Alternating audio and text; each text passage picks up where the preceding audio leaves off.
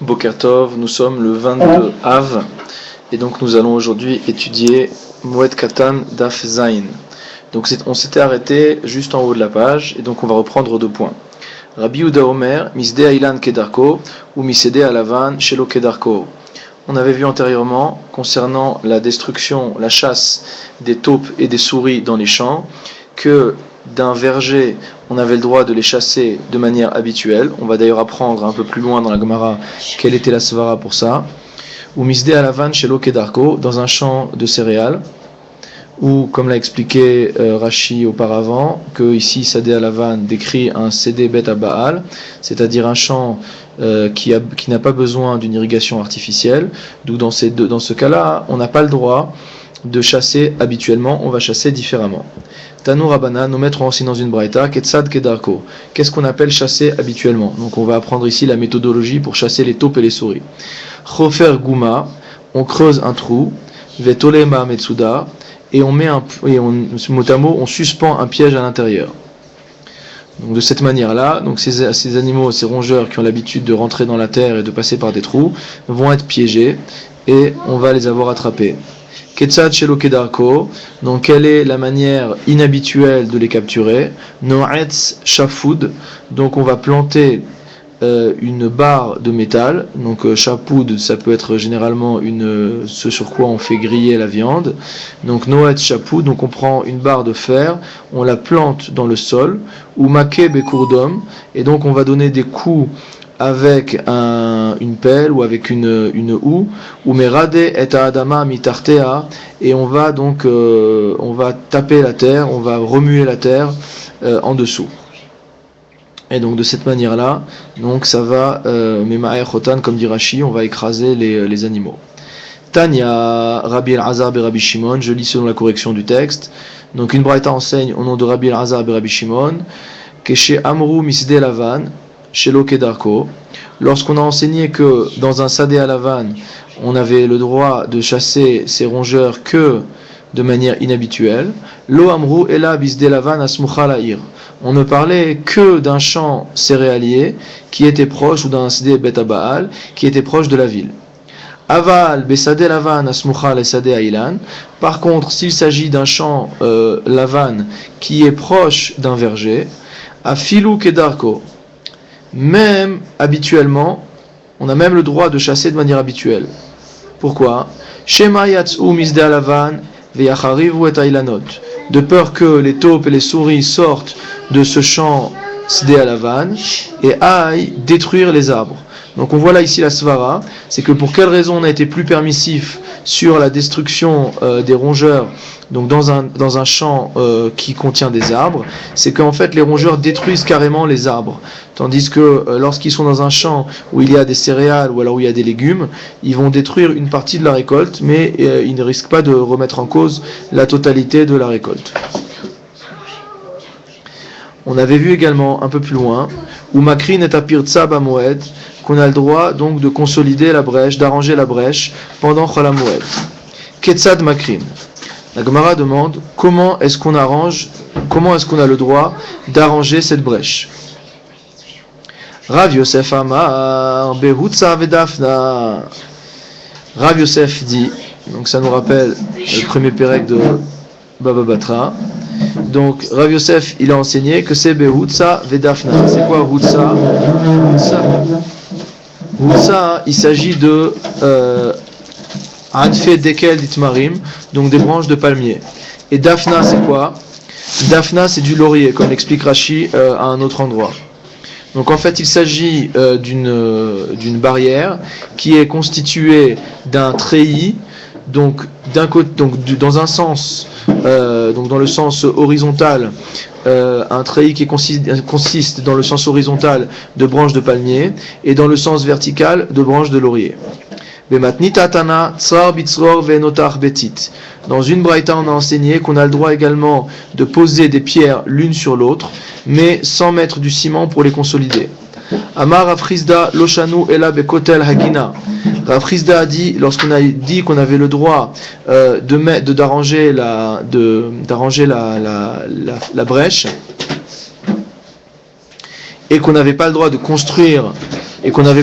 construire véritablement donc un nouveau mur, on parlait de Kotel Hagina, on parlait du mur d'un jardin potager. Aval Kotel Achatser, Boné Kedarko. Par contre, lorsqu'il s'agit donc du mur lorsqu'il s'agit d'une cour, Boné Kedarko, il a le droit de le construire comme à son habitude. Alors regardez Rashi. Bekotel Gina de lekapsida yetira iaileba inche. En ce qui concerne le mur d'un jardin potager où il n'y aura pas de dommages particuliers, de dommages très importants, si jamais il y a des gens qui rentrent dedans. D'accord ? Donc là, on aura le droit d'arranger le mur. Aval bekotel chatser boné kedarko. Par contre, en ce qui concerne kotel chatser, lorsqu'il concerne Kotel Khatser, le mur donc d'une cour, Boné Kedarko, il a le droit de construire le mur comme à l'habitude, des Ikap Seda Yetira, car il pourrait y avoir une grosse perte, Yailebe, Ganve, ve Ganve Mamone, parce que s'il n'y a plus de mur autour de son Khatser, autour de sa cour, on peut avoir donc des voleurs qui rentrent et qui dérobent ses biens. Lema Mesayale, est-ce à dire que la braïta suivante et en support de cet avis-là, la Braïta enseigne Kotel Hagoche Lirshut Harabim, que un mur qui penche vers le Reshut Harabim, donc c'est une Tosefta, Soter ou Boné Kedako, il a le droit de détruire le mur, donc qui penche vers le Reshut Harabim, et de le reconstruire comme on a l'habitude de construire un mur, c'est-à-dire non seulement en mettant les pierres les unes sur les autres, mais également en mettant du ciment. Pourquoi ? Mipne asakana, à cause du danger, que le mur s'écroule et qu'il y ait des blessés. Hatam kedekatan etama, il dit non, là-bas, dans la Tosefta, la raison elle a été donnée. Mipne asakana, c'est parce qu'il y a un risque, il y a un danger. Mais dans notre cas où il n'y a pas de danger, on ne va pas permettre d'être boné kedarko. Veika damre tashma, d'autres apportent une autre braïta, kotel agoche le reshut harabim, qui est un mur qui penche sur le reshut harabim, soter ou boné kedarko, mipne asakana, qu'on a le droit de le détruire et de le reconstruire à cause du danger. Mipne asakana in, si c'est à cause du danger, on a oui le droit de le reconstruire. Shelo mipne asakana lo, mais s'il n'y a pas de danger, on n'a pas le droit de le reconstruire. Lema tehveti uta de Rav Chizda. Alors, est-ce à dire que c'est une réfutation de Rav Chizda, puisque Rav Chizda avait dit que dans tous les cas, le mur d'une cour, on a le droit donc de le reconstruire, comme on a l'habitude. Or ici, on voit que dans la Tosefta et dans la Braïta, que c'est uniquement dans un cas de danger qu'on a le droit de le faire, mais que dans un cas où il n'y a pas de danger, on n'a pas le droit de reconstruire. Amar lecha Rav Chizda, hatam soter ou boné, hacha boné. Rav Chizda il répond simplement, il dit moi je t'ai donné l'autorisation de construire dans tous les cas, mais je t'ai jamais dit de détruire. Le cas où la Braïta et la Tosefta te disent que c'est uniquement en cas de danger, oui, et en absence de danger, non, c'est sur le fait de détruire et de reconstruire. Mais de reconstruire le morceau qui manque, ça ce sera permis dans tous les cas. Hacha boné velo soter, ici il construit et il ne détruit pas. Alors, la Gemara, elle va objecter à Rav Chizda. Elle dit, Rav Chizda, ta réponse, elle est sympathique, mais on pourrait dire la même chose dans le cas du mur qui penche. Hatam name l'histoire vélo livne. Il dit là-bas aussi, il a qu'à carrément détruire le mur. Comme ça, il supprime la sakana. Vélo livne, et il reconstruit pas. Dans ce cas-là, on est dans un travail minimal. Alors réponse, imken mimna velosoter. S'il sait déjà que on va lui interdire de reconstruire le mur qui penche, alors il ne va pas détruire le mur qui penche. Et s'il ne détruit pas le mur qui penche, alors la sakana va demeurer. Et ça, ce n'est pas ce que désirent les Talmidei Chachamim. Amar Ravashi matnitin amidaika. Ravashi enseigne que notre Mishnah a été enseignée de manière précise. Des katane, car elle a enseigné, ou bashevi'it boné kedarko, que pendant la 7e année, on peut construire comme on a envie. D'accord ? Rashi précise, ça veut dire quoi Namidaika ? Rav Chizda de Gina eno boné bamoed kedarko. C'est pour bien nous montrer que la Mishnah va comme Rav Chizda, à savoir que pendant Chol HaMoed, on n'a pas le droit de construire le mur du jardin potager comme à son habitude. Alors maintenant, Dehecha, de quel cas parle-t-on quand la Mishnah elle te dit que on a le droit de construire comme à son habitude? Lequel mur? Il est ma de Khatser. Si c'était pour nous dire le mur d'un Khatser, est-ce que c'était la peine de nous le préciser? Quel est le problème de construire le mur d'un Khatser pendant la 7e année? La 7e année, c'est interdit de travailler la terre. On n'a jamais dit que c'était interdit de faire des travaux. Et la lave des Guina, non, ça va bien nous enseigner que même le mur d'un jardin potager, on aura le droit de le reconstruire pendant l'année de la Shemitah.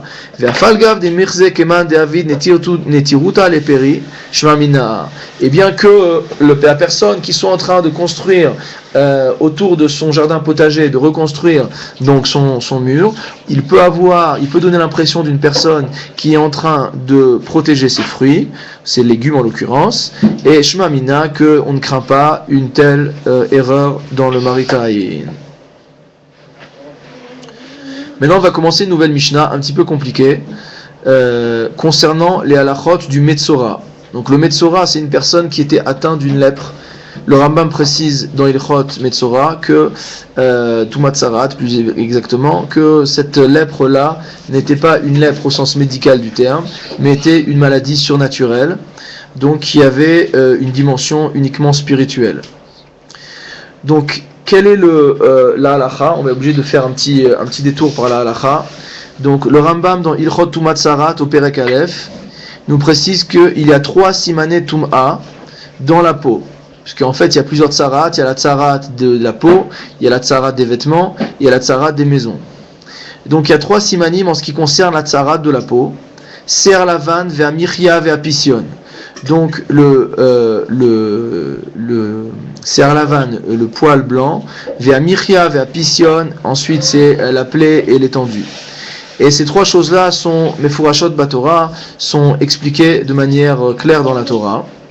Et celui qui a un de ces une de ces négaïm, un de ces signes-là, lorsque le Kohen le voit, directement, il le déclare Metzora, ce qu'on va avoir 2 notions, Metzora Musgar et Metzora Muchlat.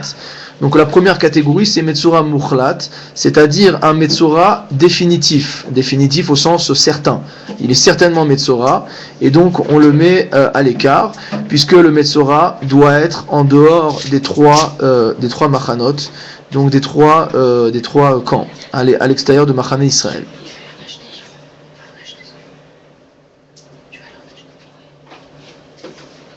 Maintenant, s'il n'y a pas de Se'ar Lavan, s'il n'y a pas de poil blanc, Velo Michia, il n'y a pas de plaie, Yazgir Shivat Yamim, quand le Kohen va voir le problème sur la peau de la personne, il va l'enfermer pendant 7 jours.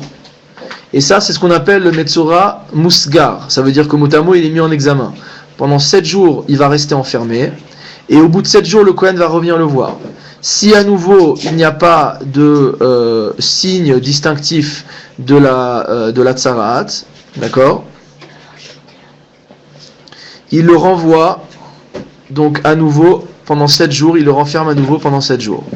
Par contre, s'il y a un des trois simanim qui s'est développé, alors dans ce cas-là, il l'enferme. Ça veut dire qu'il va se retrouver dans un cas de Metzora Muchlat, il va devenir un Metzora de manière certaine. Maintenant, si au bout de 2 semaines, il n'y a aucun des signes qui s'est développé, il peut le libérer. Et il sera pur. Donc il y aura un processus de purification. Et si vous vous souvenez bien, on avait vu déjà dans Masechet Megillah, donc il n'y a pas longtemps du tout, que En ben Metzora Musgar le Metzora Muchlat, que la seule chose qui différencie un Metzora qui a été enfermé juste en examen de celui qui a été enfermé comme étant certainement Metzora, la seule chose qui les différencie, c'est Priya ou Prima, donc c'est le traitement infligé aux cheveux et aux habits, Vetiglachat Vetiporim, donc le fait de se voir se raser, Vetiporim, et d'offrir les oiseaux. Car le Metzora qui est sorti donc de sa situation d'impureté après simplement avoir été mis en examen,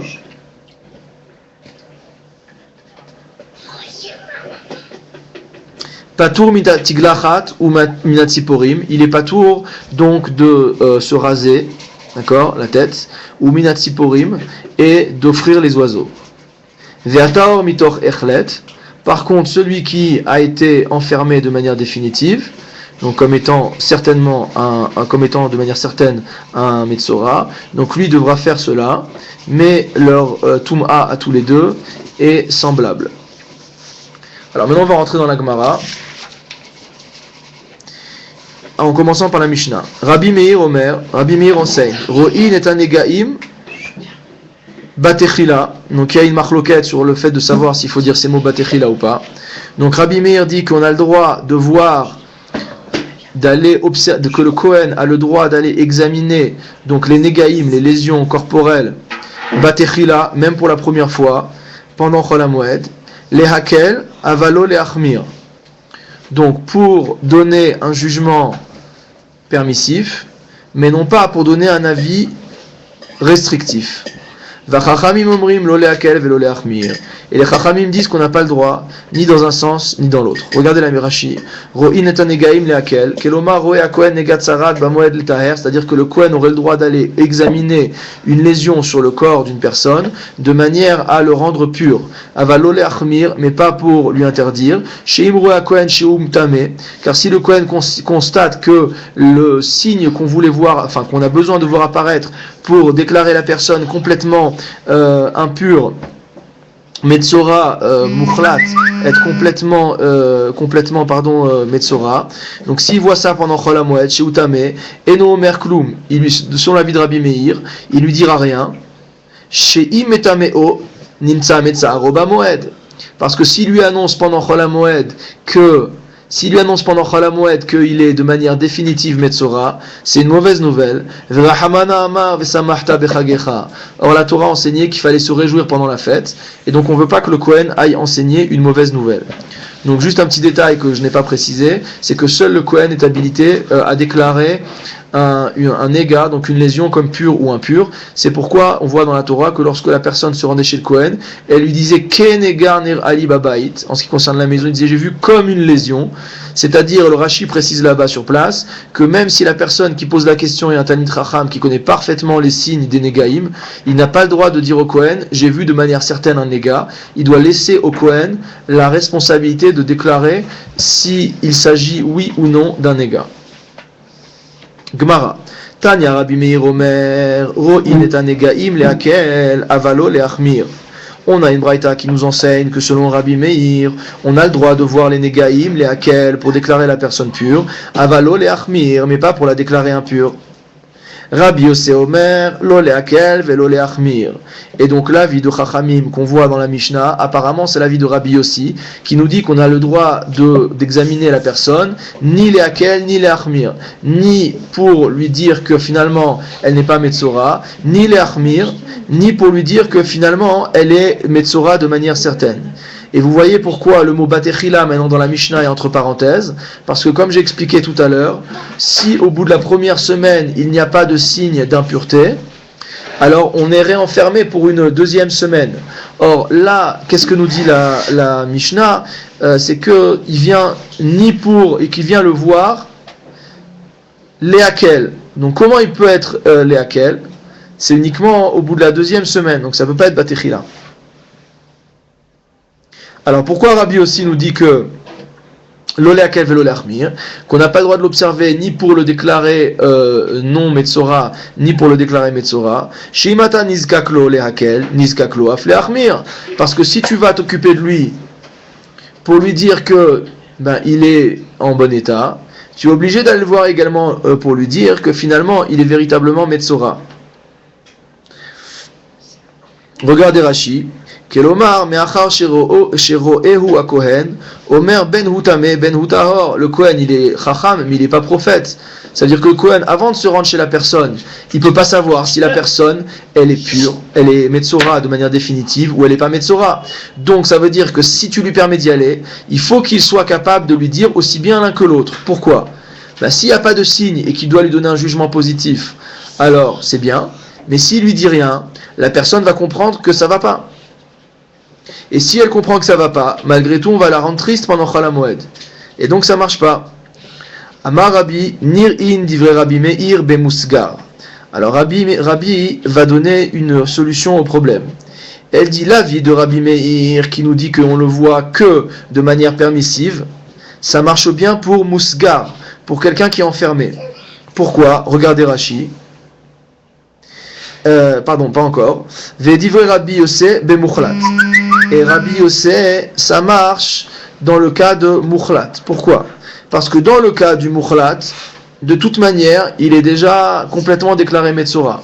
Donc quand le Kohen va venir le voir, la différence entre le muchlat et le musgar, c'est que le muchlat, lui, une fois qu'il a été déclaré muchlat, une fois qu'il a été déclaré Metzora de manière certaine, dès lors que ces signes de tsaraat, de lèpre rituelle disparaissent, il peut rentrer dans son processus d'impureté.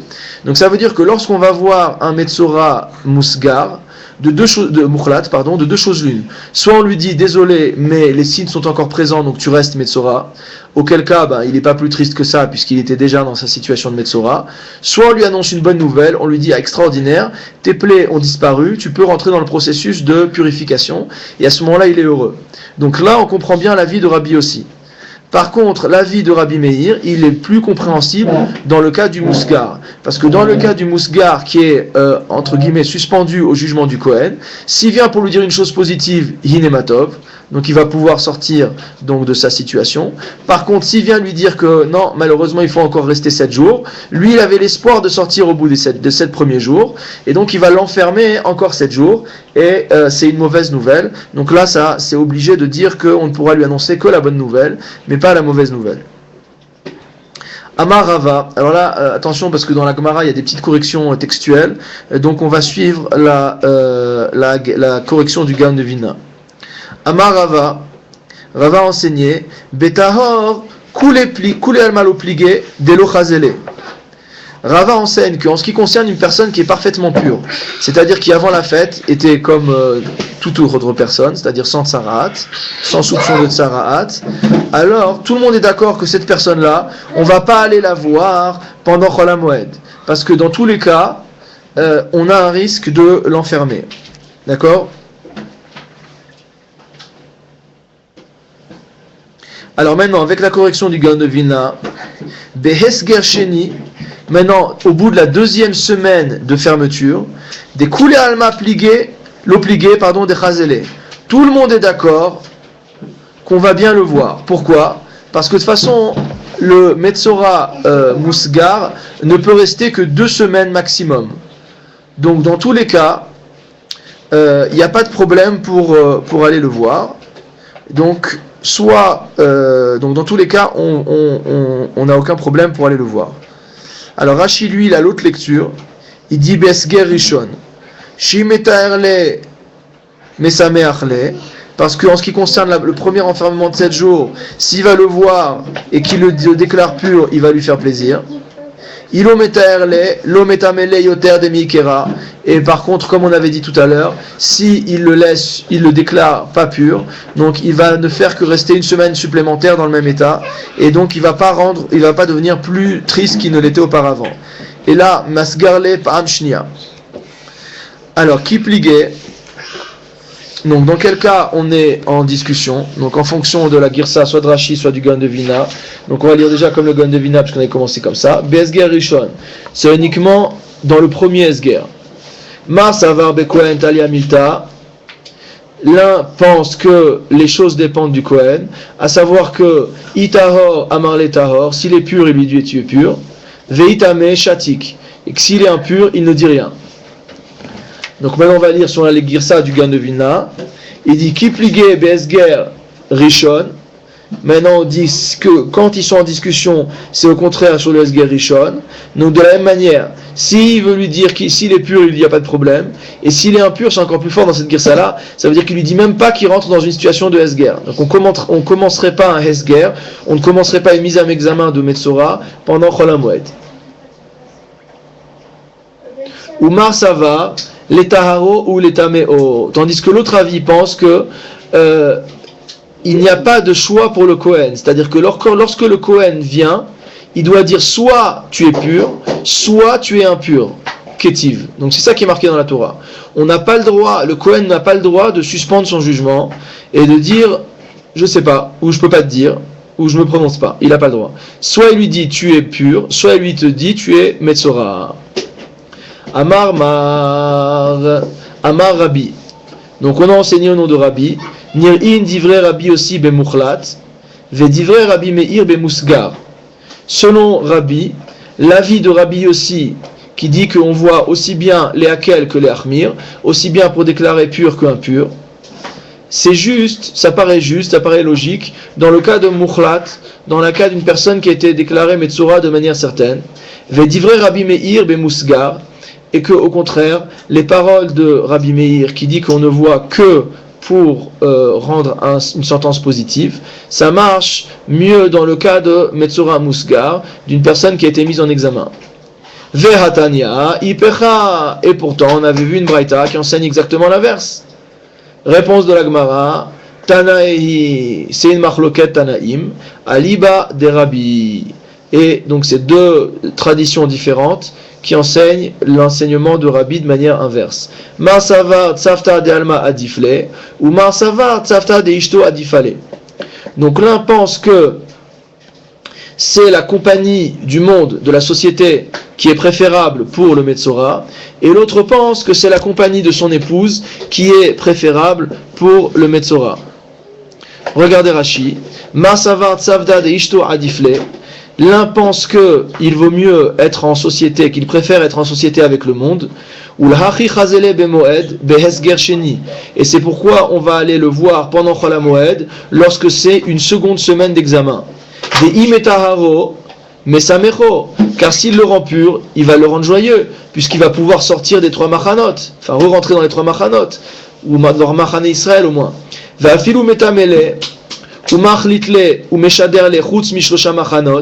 Et même s'il le rend maintenant impur et qu'il le renvoie en dehors des 3 machanot, velet le tzavta de inche, et qui n'a pas la compagnie du monde, afilu achil et le tzara deha itlet tzavta de ishto, il s'en fiche d'être coupé du monde puisqu'il a le droit de rester avec sa femme. Ou mutaru beishto leitiached ima bime chaluto, car on voit qu'un Metzora qui est déclaré Metzora de manière définitive a le droit de rester avec son épouse pendant cette période-là. Vedivrei Rabbi aussi bemuchlat, tandis que les paroles de Rabbi aussi sont plus logiques dans le cas de muchlat, dans le cas donc de quelqu'un qui est enfermé de manière définitive, de afilu metaherle, car même s'il le purifie à la fin de sa période, donc à la fin il voit que les simanim ont disparu, il lui dit ok t'es muchlat, maintenant tu deviens tahor du jour au lendemain. D'afalgav desharele les machané Israël, même si dès lors il peut rentrer dans le machané Israël, donc il ne doit pas rester en dehors des 3 machanot. Idlet sahara de letlet safta de ishto. Au contraire, il souffre du fait qu'il ne peut pas résider avec sa femme. D'asur ou, donc qui lui est interdite. De kevan de metaherle mechaluto, car étant donné qu'il a été purifié d'une sara'at définitive, miv'ele les mimna sheva yeme sefiro, les mimne sheva yeme sefiro, il doit compter 7 jours avant de pouvoir se purifier. Ou bime sefiro asur betashmi shamita, et pendant les 7 jours où il compte, il n'a pas le droit d'avoir de rapports conjugaux. Dirtiv yashav michutz laolo shivat yamim, ve'aolo zo ishto, dirtiv shuvush lachem le'aolechem. Donc encore une fois, donc celui qui pense que la compagnie de sa femme lui est préférable à la compagnie du monde, donc il préfère qu'on vienne le voir quand il est musgar, parce que dans ce cas-là, au pire, il va être déclaré mukhlat, et à ce moment-là, il pourra rester avec sa femme. Tandis que si on vient le voir pendant qu'il est mukhlat, si jamais on le purifie, il va devoir se séparer de sa femme. Uma savar tzavta de alma adifle, et l'autre avis qui pense l'inverse, il pense en fait que cette personne-là préfère être en société, mais séparée de sa femme, plutôt que d'être coupé du monde et avec sa femme. Haïtana d'Amar Amar Rabbi Nir'in divrei Rabbi Meir bemuchlat ve divrei Rabbi Meir aussi bemusgar. Donc ce cas-là, c'est le cas où on a dit que les paroles de Rabbi Meir, qui pense qu'on vient que pour autoriser, ne concernent que un muchlat. Et donc lui, il demande qu'une chose, c'est à rentrer à nouveau dans Machane Israël. Vedivre Rabbi Yossi ve Mousgar, et Rabbi Yossi dans le cas de Mousgar, dans le cas de quelqu'un qui est enfermé en examen. Savar Tsafta de Alma Adif, il pense qu'il vaut mieux être en compagnie avec le monde. Ou c'est pourquoi on va le voir dans la période où il est mis en examen, dans la période où il est déterminé de manière définitive Metzora, car si on le déclare impur, il ne sera pas plus impur qu'au début. Et si on le purifie, au contraire, il va être heureux. Pourquoi? Des hitlet safta de alma, car il va à nouveau pouvoir être en compagnie du monde. Afalgav de asur betashmi shamita, même si les rapports conjugaux lui seront interdits. Safta de alma adifle, donc la compagnie de la société lui est préférable. Vedivre Rabbi Yossi ve Musgar, delo chazele. Et les paroles de Rabbi Yossi concernent le Mousgar, celui qui est donc enfermé en examen. Delo chazele, donc on ne va pas le voir. Dilma metamele, de peur qu'on le rende impur. Chutz les shalosh machanot, et qu'on l'envoie en dehors des 3 machanot. Velet le tzafta de alma ou metzaerle, et donc il va être coupé du monde. Et ça va être une souffrance pour lui.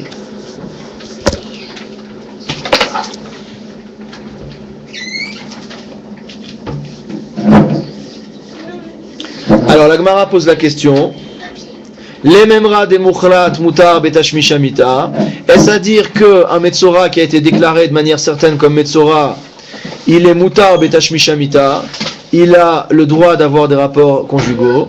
Nagmara répond oui. Vehatanya, et pourtant on est dans une braïta. Veyashav michutz le aolo shivat yamim, il devra résider en dehors de sa tente pendant 7 jours. Sheyaso betashmi shamita, cela vient nous enseigner qu'il est interdit d'avoir des rapports conjugaux. Ve'en aolo ela ishto, car le fait, quand on parle de sa tante, il s'agit de sa tante, T-E-N-T-E, et c'est sa femme. Sheneemar lech emor lahem shuvu lachem laolechem, comme il a été dit après le Matan Torah, vous pouvez retourner à vos tentes, alors qu'avant Matan Torah, pendant 3 jours avant, on l'avait dit Altigeshu el Isha, donc ne touchez pas vos épouses. Rabbi Yehuda Omer, Shivat Yamin Isperulo.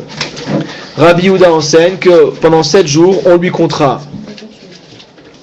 Yeme Sefiro, Velo Yeme Chaluto. On parle bien des jours de son compte, et non pas des jours où il est enfermé de manière définitive. C'est-à-dire, selon Rashi, Yeme Sefiro Asur Betashmi Shamita, Velo Yeme Chaluto. C'est pour nous dire que quand est-ce qu'on compte les jours? On compte les jours uniquement lorsqu'on est Mousgar, puisque c'est un nombre de jours déterminé, c'est 7 jours et 7 jours. Par contre, le Mukhlat, tant qu'il a ses simanim, il reste Metzora. Rabbi Yossi be Rabbi Yehuda Omer, Rabbi Yossi a enseigné au nom de Rabbi Yehuda, Shivat Yeme Sefiro. Si déjà pendant les 7 jours où il compte, il doit être séparé de sa femme, alors a fortiori qu'il devra être séparé de sa femme pendant les jours où il est de manière certaine Metzora. Ve'amar Rabbi Chia, et Rabbi Chia a enseigné, Danti lifne Rabbi. Voici ce que j'ai posé comme question devant Rabbi. Je lui ai dit, Limantanu Rabbenu, notre maître nous a enseigné, Yotam lo yalo le Oziyahu ela bime chaluto, que Yotam, donc le fils du roi Oziyahu, n'a été conçu que pendant la période. Il est impossible d'après la chronologie, il est impossible de déterminer donc la conception de Yotam en dehors de la période où Oziyahu lui-même était Metzora Mukhlat, était de manière certaine Metzora. Regardez Rashi. Kelomar lonit abera imo de Yotam, c'est-à-dire que la mère de Yotam n'est tombée enceinte, ella bime chaluto, que pendant la période de Uziyahu, où Uziyahu était Metzora Mukhlat. De Uziyahu aya Metzora, car Uziyahu était Metzora, velo nizkak le ishto bime sefiro, ela bime chaluto, et donc il ne pouvait pas donc être en contact avec sa femme pendant le compte des 7 jours qui constituent la sortie de la tsaraat, mais uniquement pendant la période où il était Metzora. Amarlo afanika chamarti.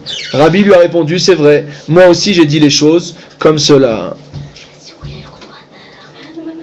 Pour plus de détails sur la chronologie, vous pouvez aller voir dans Tosfot qui détaille cela de manière exacte. Bemaï Kami Palgi.